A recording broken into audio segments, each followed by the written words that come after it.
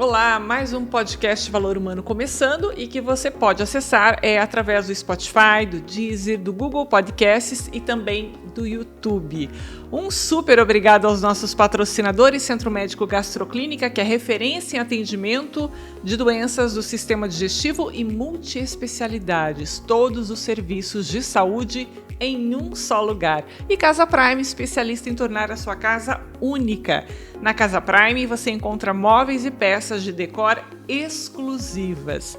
Olha, hoje eu converso com um médico que carrega a inovação nas veias, né? Estrategista, é prodígio na área que atua e pode-se dizer uma estrela emergente da endoscopia, pois foi um dos 2 brasileiros selecionados para um programa internacional que reuniu as estrelas da especialidade ao redor do mundo. Qual é a sensação de alcançar tantas conquistas profissionais tão jovem, Dr. Ivan Orso? Tudo bem? Oi, Soraya, tudo bem? Obrigado por me convidar para poder participar aqui com você nesse novo espaço. Até te elogiar, muito bacana o lugar. E em relação à pergunta que você fez, eu acho que o médico não pode nunca parar, né? Apesar de você ter dito tão jovem, acho que o tempo já está passando um pouco, mas eu ainda espero ter essa energia de continuar buscando coisas novas, aprender novas técnicas, trazer novas, tipos de tratamento até o final da minha carreira, porque isso beneficia todo mundo, né? Beneficia o paciente, beneficia a sociedade e também isso me preenche. Eu acho que uma das coisas que me faz estar sempre correndo é que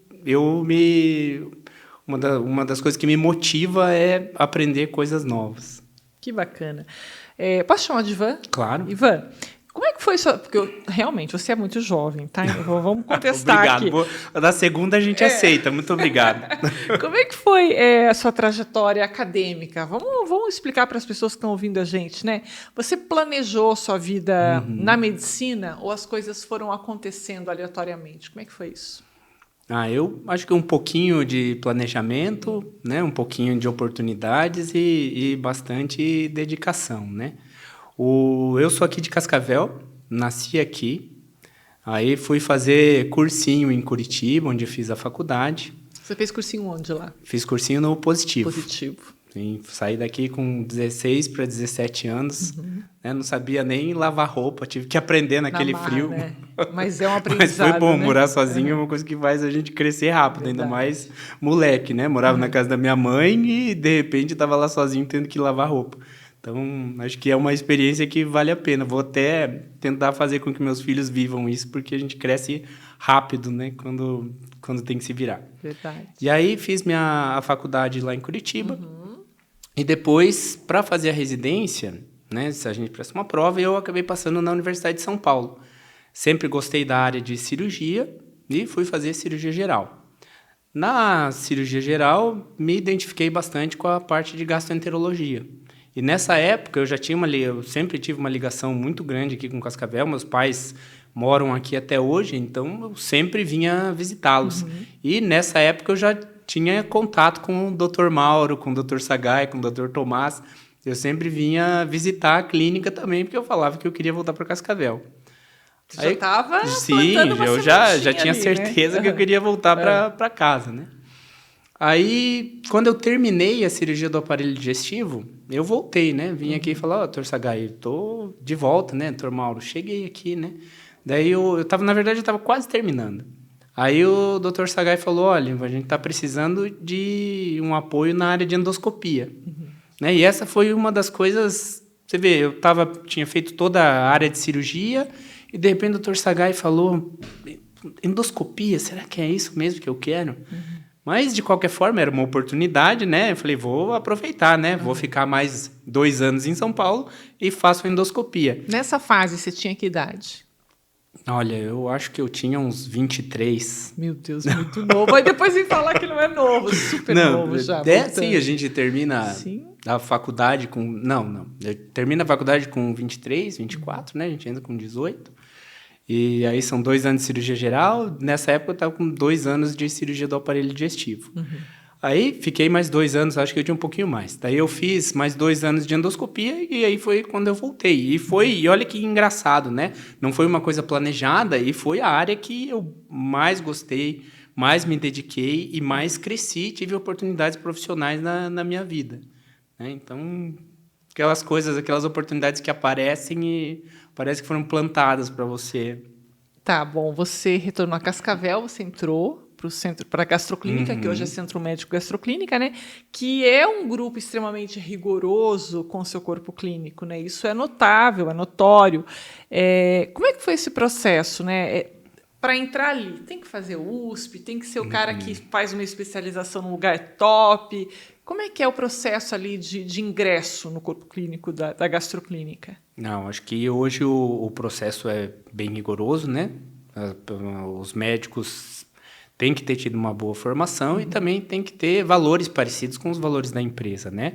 Tem que ser uma pessoa dedicada ao paciente, humanizada, que tenha interesse em docência, em pesquisa e também em atualização permanente, né? O perfil dos médicos que trabalham na gastroclínica é esse, de sempre procurar inovação, de sempre melhorar, de sempre trazer novas tecnologias em todas as áreas.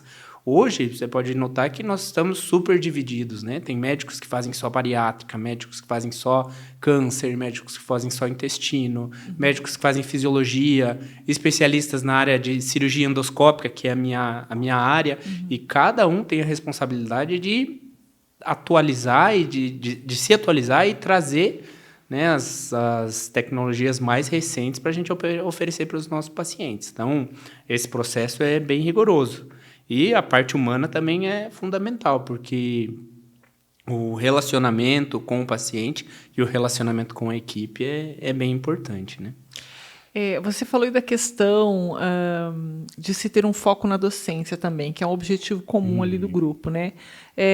Por que os médicos valorizam tanto a docência? Ou por que esse grupo em específico valoriza tanto, né? Hoje você divide a sua área de atuação médica com a coordenação de residência médica em cirurgia geral do Hospital São Lucas, por exemplo, né? Como é que é a sua relação com a vida acadêmica, com os alunos? Por que dar aula? Por que estar ali junto com esse tipo de público?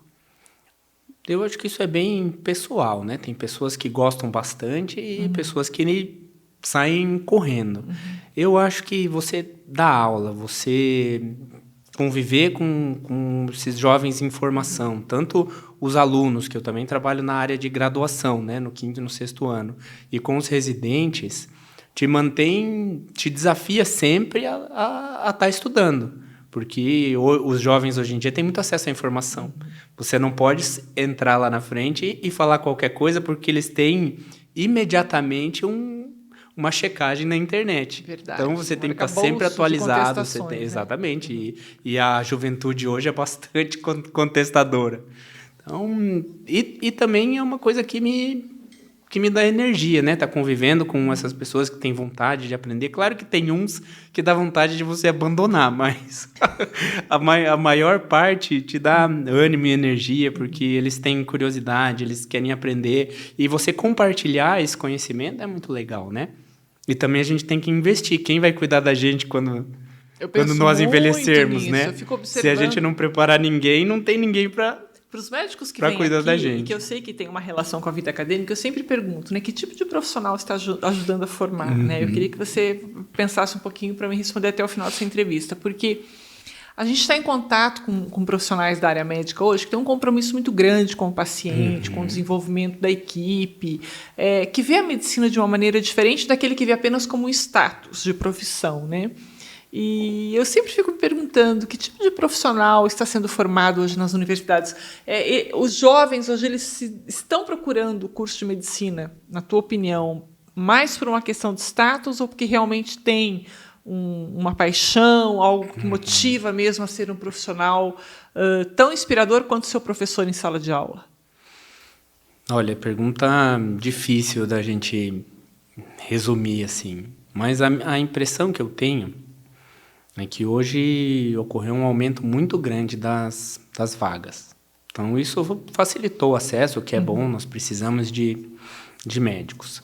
Mas muitas pessoas entram sem saber muito bem o que estão fazendo, porque o pai sempre quis, ou o pai já era médico, ou o pai tem condições agora e gostaria que o filho tivesse um status de médico, mas é uma profissão muito difícil, né? Hoje eu vejo turmas muito grandes, né? 4, 5 vezes maiores do que eram na época que eu me formei como médico, e é possível se notar claramente a diferença entre aqueles alunos que têm vocação e aqueles alunos que estão lá com outro interesse.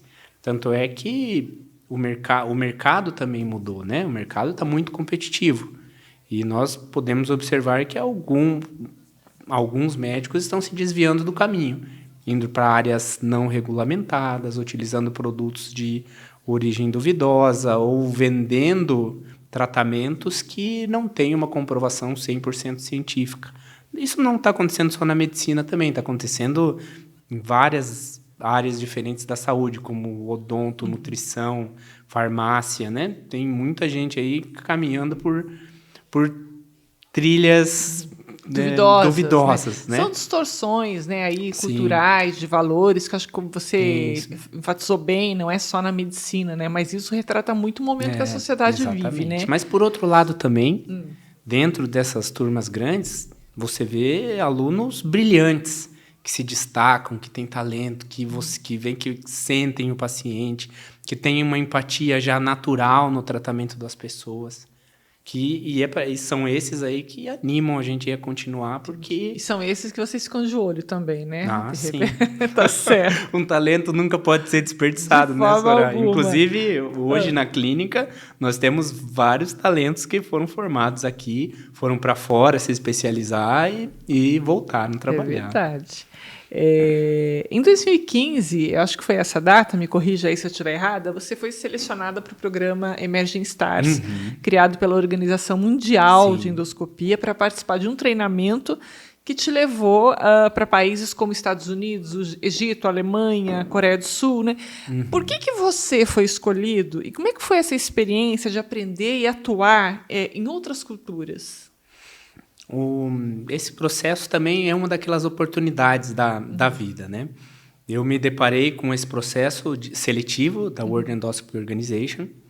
Eu tinha acabado de terminar meu doutorado, estava com uma carga de publicação alta, né? Tinha ainda uma disponibilidade para poder viajar e me dedicar, e acabei me inscrevendo. Teu doutorado é em cirurgia? Em gastroenterologia. Ciências em gastroenterologia. E então eu estava com um currículo muito bom, né? E tinha esse processo seletivo bem nessa época. Me inscrevi, é um processo seletivo que valeu médicos do mundo todo que se inscreveram. Para o Brasil tinham 2 vagas e eu tive a oportunidade de ser um dos selecionados. O processo avaliava, né, a sua experiência como docente, suas publicações, o que você já tinha feito de pesquisa, sua experiência como médico, os procedimentos que você realizava, o centro que você trabalhava. Então, trabalhar num centro grande, né, de um centro especializado na área de gastroenterologia, me ajudou também.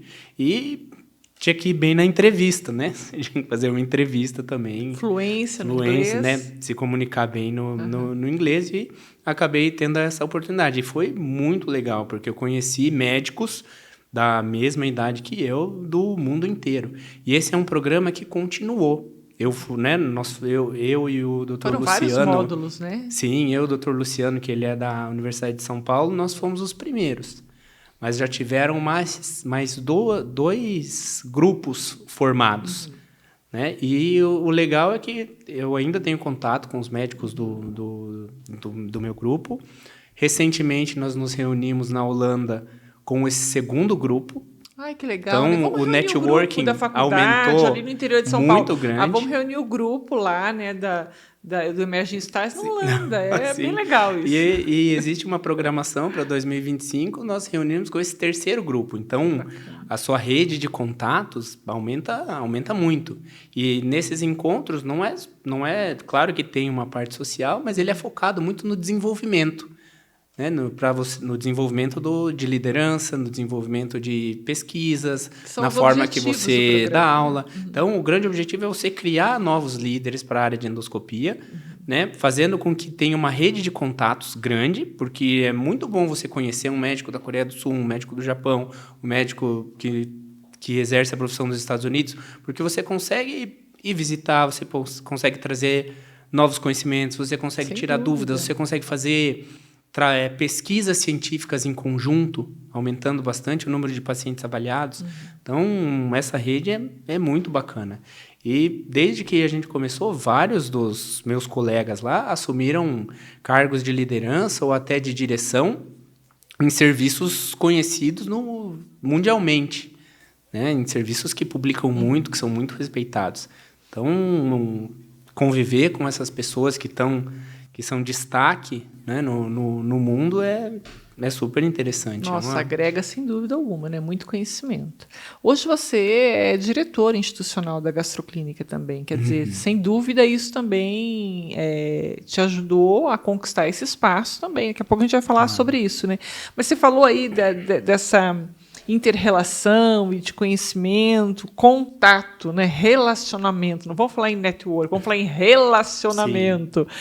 A nossa medicina, Ivan, você observando tudo isso e convivendo, ela é de ponta mesmo? Como é que você classificaria o nível dos profissionais que estão entrando na área médica hoje em relação aos da sua geração, que é relativamente muito próxima a essa, né? Isso é um choque de gerações que nós estamos vendo em todas as áreas, né? As gerações mais novas que estão entrando agora, eles têm uma programação diferente da nossa, que foi uma programação diferente das anteriores. Né? A geração anterior era muito focada no trabalho, com abandono de família, podemos dizer assim. A minha geração ainda foi uma geração que consolidou muita coisa, né? Bastante focada no trabalho, mas com um pouquinho mais de olho para essa relação familiar e para relações sociais, né? Com o balanço, o equilíbrio da vida um pouquinho melhor. Qualidade de vida mesmo do pouquinho melhor. Né?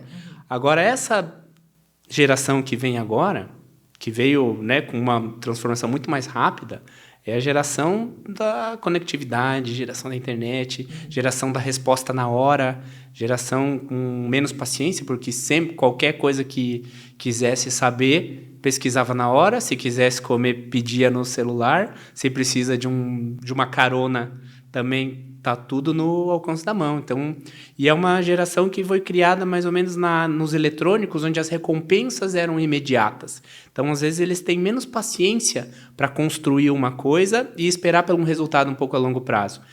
E também é uma geração que precisa de mais feedback, né? Eles gostam de fazer uma coisa e receber um feedback, diferente da nossa, que o nosso feedback era sempre negativo, né? Você tinha um feedback. Se ninguém falasse nada, estava indo bem. Agora, o feedback, se alguém falasse, era geralmente para reclamar. Essa geração precisa ser estimulada. Falou, olha, você está indo bem. Olha, melhor a gente fazer assim. Eles precisam dessa aprovação. E eles, em relação à parte de trabalho e qualidade de vida, eles têm uma importância muito grande na qualidade de vida e o trabalho menos. Então, eles querem terminar cedo, eles não toleram muito trabalhar nos finais de semana. Plantões, olha, não é muito bem o meu interesse. Então, eles aceitam ter um menor resultado financeiro, mantendo a qualidade de vida. Mas e para a instituição? Isso é um bom negócio? E para os pacientes? Esse é o profissional ideal? Mas esse que nós temos Soraya, hoje. esse é o... Eu não estou dizendo quanto a competência, sim, não é? Esse é o mundo, é diferente. Né? A maior parte dos jovens, eles vieram com essa programação diferente. Talvez nós temos a função de quem está hoje na gestão, né? Na coordenação de trabalhos médicos, é oferecer um ambiente onde essa geração possa trabalhar e atender os pacientes de forma adequada. Porém, eu não estou dizendo que eles não têm humanização, eu não estou dizendo que eles não são bons tecnicamente, eu não estou dizendo que eles não são comprometidos com o trabalho. Eu estou dizendo que eles são diferentes. Eles precisam de feedback, eles precisam eles têm pressa em chegar no resultado, não têm muita paciência, né? E o nosso trabalho é tentar dar um ambiente para eles onde eles consigam exercer a criatividade deles, ter o tempo livre, mas também mostrar que precisa trabalhar para conquistar as coisas. Né? E não é isso, não é na medicina, isso é no mundo. Todas as né? áreas. Então, isso em todas as áreas. É um desafio para quem está na gestão. Sem dúvida, né? Puxa vida. Não sei se toda geração acha isso, mas eu fui mais fácil para o Sagai, para o Mauro e para o Tomás. Eu falo que a gente tem menos trabalho. A gente tinha que congelar, né, essa geração aí desses médicos, que eu não sei se a gente vai encontrar. Às vezes encontra, você mesmo falou que de vez em quando aparece, né, uns brilhantes aí por aí. Não, sempre existem. Os diamantes estão aí sempre. Nessa linha de raciocínio, o que é mais importante para o desenvolvimento do médico? Tecnologia, desenvolvimento pessoal de habilidades e capacidades, né? Ou visão estratégica? Você é um médico muito estratégico, tanto é que você hoje é diretor institucional de um centro médico importante como a Gastroclínica. O que você considera mais importante para esse perfil de desenvolvimento do médico? Porque hoje ele não é só o médico do consultório, não é só o médico que vai lá e opera. Hoje o médico ele tem várias facetas, né? É um homem de negócios, é um empresário nato, é um gestor, é um administrador. Acho que depende muito na carreira que você queira seguir, né?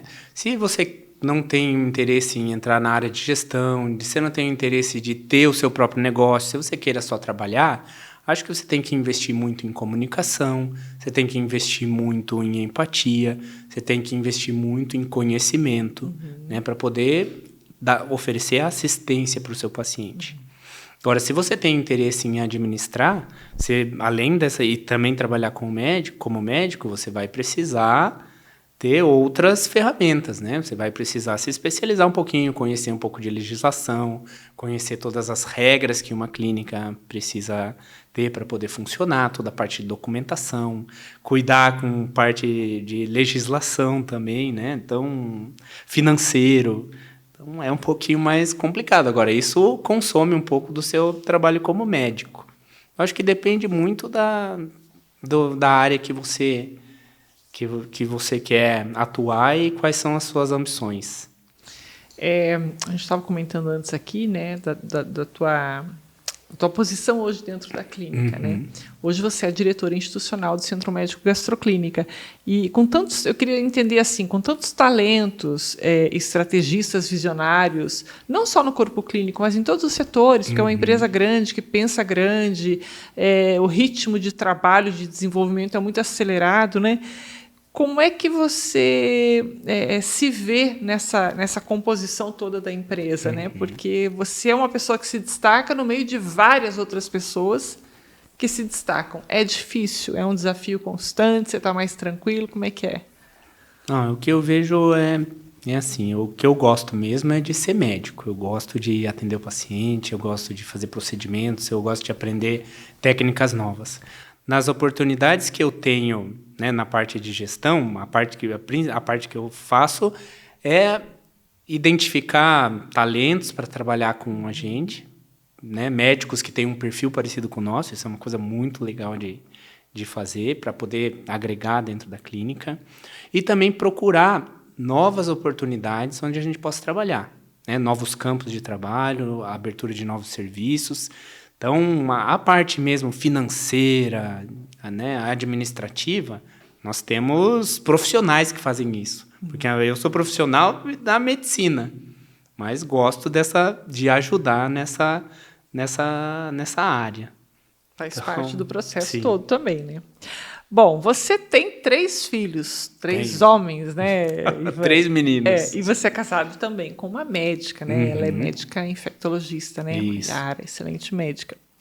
O que seria a rotina ideal para você? A rotina ideal? Ideal, o que seria? Porque eu tô imaginando aqui, eu conheço os filhos do Ivan, tem bastante energia, né?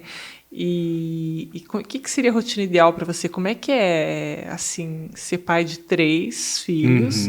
Interessante, né, que você é de uma geração relativamente nova, né? E hoje a gente vê que a tendência é as famílias terem menos filhos, né? Você já tem 3 de cara. Sim. Né? E os 2 são médicos, né? O pai e a mãe são médicos. Como é que é a rotina de vocês? É uma Como bagunça. É que é o Ivan Pai? É uma bagunça. Não, o Ivan Pai tem a Yara para ajudar, graças a Deus, né? Porque Mas ela também é médica. Sim, ela corre bastante. Não, a Yara ainda tem, ela trabalha num serviço público, ela tem 40 horas de atendimento na semana. A gente se divide, claro que a Yara faz bem mais do que eu faço. Então, de manhã a gente acorda tudo correndo, arruma as crianças, leva para a escola, vai passar visita, né? Depois volta para a clínica. Na hora do almoço sempre é apertado. Você consegue almoçar em casa? Eu me esforço sempre para ir. Claro que às vezes uma cirurgia atrasa, né? Então acaba não dando certo. Mas eu tento ir sempre que eu posso. Daí eu já levo as crianças para a escola, volto para a clínica, chego à noite e eles estão me esperando. É mesmo? Sim, daí tem que fazer as atividades com eles, fico um pouquinho com eles. Depois que eles vão para a cama, aí eu faço as coisas que eu tenho que fazer no computador, estudar, trabalhar. Então, é uma rotina bem corrida. E a Yara ainda me obriga a ir na academia, 5h30 da manhã. Ah, é? Puxa vida. Gente, eu falo que essa vida de médico não é coisa de Deus. Viu? Mas e aí? Eles falam em ser médico, assim? Eles têm isso como modelo? Ou é o contrário, né? Funciona como algo que repele. Não quero isso para minha vida. Eles falam alguma coisa desse sentido? Não, acho que é cedo para isso, né? Mas algumas vezes eles falam. Daí depois viram engenheiros, tem depois um lá que astronautas. Fala que quer ser prefeito, né? Sim. Que eu só ouvi uma conversa assim. Esse é um perigo. Ai, figura, gente. Essas crianças são demais. E o que você gosta de fazer quando você tem tempo e você não está operando, não está fazendo endoscopia, não está fazendo nenhum procedimento, não está com as crianças? O que você gosta de fazer?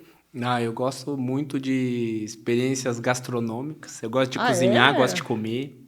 Não sabia que você cozinhava. Eu sei que o Minoru gosta de cozinhar. Então, mais um pra gente convidar aqui para ver se uma coisa é cozinhar, outra coisa é cozinhar bem.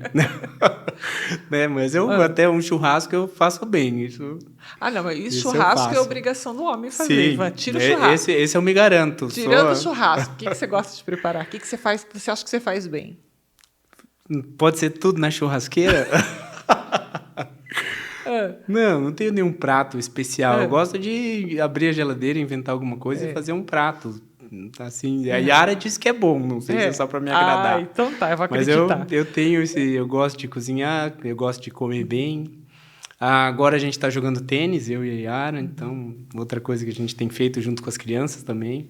Que legal, muito bom. Pra gente conhecer um pouquinho mais, né? Não acho que o pessoal que está lá, que te conhece através de uma consulta, que te conhece através de um procedimento, de uma intercorrência no hospital, é uma oportunidade para conhecer um pouquinho mais o profissional, né? E tem alguma situação difícil que tenha ocorrido com você durante um procedimento, uma cirurgia, alguma coisa assim, e que você tenha usado isso como lição de vida? Eu acho que todo dia a gente aprende, né? A medicina, ela não é uma ciência exata e resultados ruins, complicações sempre acontecem, né? Então, acho que o que eu aprendi em todo esse tempo e tenho como lição de vida é que você tem que ser muito honesto, transparente, claro com o paciente, né? Você não pode prometer coisas que não são possíveis, resultados milagrosos, e nem garantir que as coisas sempre vão dar certo. Porque, às vezes, mesmo pequenos procedimentos podem ter complicações. Então, acho que o que eu aprendi até hoje é ter essa sinceridade e sempre falar do paciente das coisas boas do procedimento e também os riscos que a gente está envolvido. E eu aprendi que a gente tem que estar perto do paciente, né? E fazer sempre o nosso melhor. Porque quando nós temos um resultado ruim ou uma complicação cirúrgica, é um peso muito grande, né? Você saber que tem o seu paciente que está num momento difícil. E você deitar na cama à noite e pensar assim, não, eu fiz tudo que estava ao meu alcance. Eu dediquei toda a minha energia para nesse tratamento. Eu fiz tudo o que estava dentro do conhecimento científico atual, nesse caso. É o que te deixa tranquilo nesse momento de dificuldade. E muitas vezes você tem que estar lá perto para mostrar também que você está se preocupando junto com o paciente. E isso é o que faz a diferença. É engraçado até que eu tenho alguns casos que foram meus casos mais complexos, mais trabalhosos, que os pacientes são os que têm o maior agradecimento, que às vezes chegam, né, me encontram na rua, me chamam para lembra, doutor, que aconteceu isso, você estava... Então, isso eu acho que é uma coisa muito legal. Nos momentos difíceis é que a gente vê os médicos que realmente estão ali para o paciente. E não existe médico que não tem momentos difíceis. Eu acredito nisso também. É marcante para os dois lados, né? Você trabalha muito a questão da educação, da reeducação, de comportamento, a questão do combate à obesidade, né? A tua área de atuação. E hoje a gente sabe que tem muitas técnicas inovadoras, né? O que você mais gosta de falar, se entusiasma, gosta de aplicar ali na prática com os seus pacientes quando a gente fala em combate à obesidade? Fala um pouquinho dessa tua área de atuação aí, porque é muito interessante, né? Imagina, cirurgia, mas não é cirurgia, né? Acontece ali através da endoscopia. Como é que é isso, Ivan?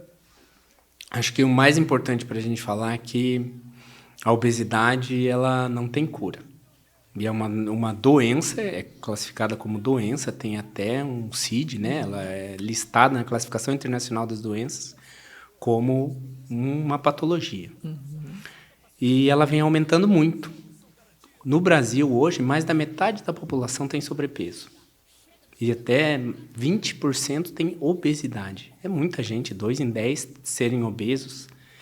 E a obesidade vem com uma gama enorme de outras doenças que atrapalham a qualidade de vida e reduzem a expectativa de vida em até 10 anos. Isso é comprovado. Uma obesidade mórbida reduz a expectativa de vida do paciente em até 10 anos. E muitas coisas estão surgindo para a gente tentar tratar essa doença e frear o desenvolvimento dela, já que cura não existe, nem com cirurgia. O paciente tem que... Mesmo depois da cirurgia, ele tem que continuar se cuidando, mantendo uma dieta saudável, uma atividade física frequente para poder não ganhar peso. E dentre essas novas tecnologias, medicações com efeitos muito bons e algumas técnicas endoscópicas. Nós já temos o balão, que utilizamos aqui na clínica há mais de 20 anos, que é um ajudante no combate à obesidade, para frear a evolução da doença para pacientes que têm obesidade leve. E, recentemente, eu tive a oportunidade de ser treinado e acompanhar médicos muito experientes e aprender uma técnica nova, né, que eu e o Dr. Ricardo Tsuchiya estamos realizando aqui já faz 2 anos, que é a endossutura gástrica, onde, sem cirurgia, através da endoscopia, você consegue ir lá dentro do estômago, fazer uma costura por dentro do estômago e diminuir o volume em 60% a 70%. Tudo isso. Diminui bastante o volume do estômago. O paciente vai ficar satisfeito com uma menor quantidade de comida e esse estômago também esvazia devagar e ele vai demorar para sentir fome novamente. Que esse procedimento, associado a uma mudança da alimentação, uma rotina de atividades físicas e um controle do estresse e ansiedade, pode levar até 25% de perda de peso. Puxa vida. Então, para aqueles pacientes que têm uma obesidade moderada, né, é isso que eu te de leve a moderada... Qual é o perfil desse paciente? Aquele que está encaixado numa cirurgia bariátrica, por exemplo, ele pode se passar aí por uma avaliação, de repente mudar a técnica e passar por esse tipo de procedimento? O paciente que já tem uma indicação de cirurgia bariátrica, ele pode fazer esse procedimento, mas ele se beneficiaria mais da cirurgia bariátrica, porque o balão leva uma perda de peso em torno de 15% a 18%. Esse procedimento, né, que é a endossutura gástrica, de 20% a 25% do peso. Então, aquele paciente com índice de massa corporal de 30% a 35%, que é obesidade leve, é o paciente que, perdendo esses 20% a 25% do peso, vai atingir um peso bem adequado. Legal. Já aquele paciente que tem uma obesidade mais grave, ele não vai atingir um peso ideal. Mas se ele não quiser ser submetido à cirurgia bariátrica, ele pode optar por esse tratamento. E o legal desse tratamento é que, às vezes, o paciente é jovem, ainda não está decidido se quer ou não uma cirurgia bariátrica, ele pode fazer esse procedimento e depois, se ele optar pela bariátrica, esse procedimento não atrapalha a realização de cirurgia bariátrica.